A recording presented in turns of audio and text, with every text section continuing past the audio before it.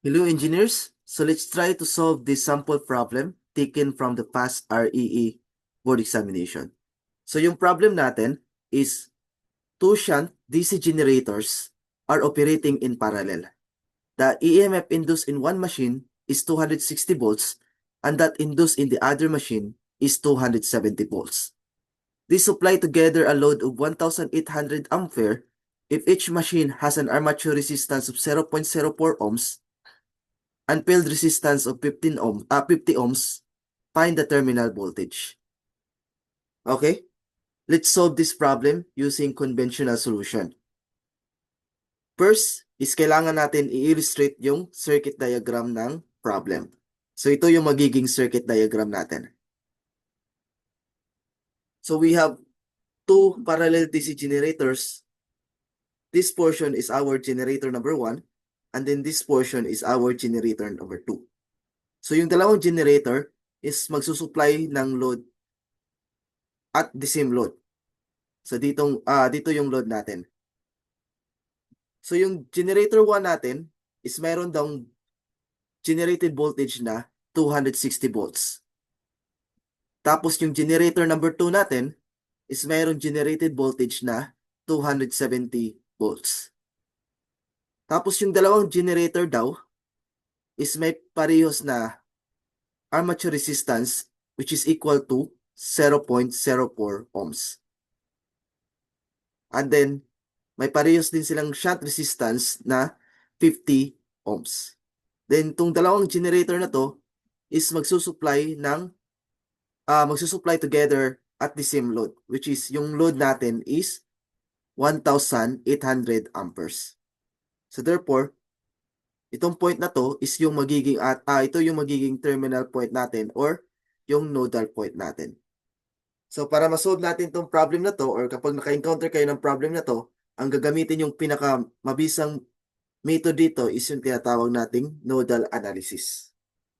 First, mag-focus muna tayo sa first branch. So ito yung magiging first branch natin. So kailangan natin maglagay ng ground. So therefore, dito sa ground na to or dito sa point na to, yung voltage niya is 0. So first branch natin. So kung titignan nyo, yung voltage is dadaan dito or yung supply is dadaan dito sa linya na to. So therefore, yung terminal voltage minus doon sa generated voltage ng generator number 1 divided doon sa ating armature resistance. So therefore, that is BL minus 260 all over yung armature resistance na 0.04. Pangalawang branch natin, which is yung shunt resistance or shunt field, yung terminal voltage divided by the shunt resistance. Pangatlong branch natin, so dito na tayo sa generator number 2. So yung terminal voltage, dadaan ng 270 volts. So therefore, BL minus 270 divided by the armature resistance na 0.04. Then yung pang-apat na branch natin is yung pangalawang field resistance, which is terminal voltage divided by the shunt resistance. And then yung panghuling branch natin is yung ating load side, which is yung load current nito, load current natin dito is 1,800. So kung titingnan nyo, yung flow ng ating branch is kaparehos ng flow ng ating current. So therefore, positive 1,800. Then equate to 0.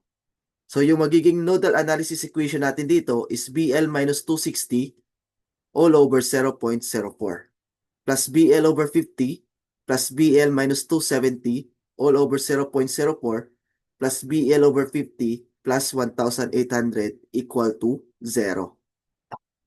So using your calculator, that is x minus 260 divided by 0.04 plus x over 50 plus x minus 270 divided by 0.04 and then plus x over 50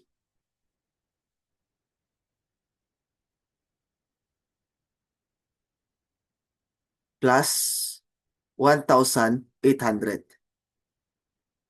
Then, equate natin to 0. So, ship calc or ship sold equal, that is, yung magiging result natin dito is 228.82 volts. So, therefore, this is our terminal voltage.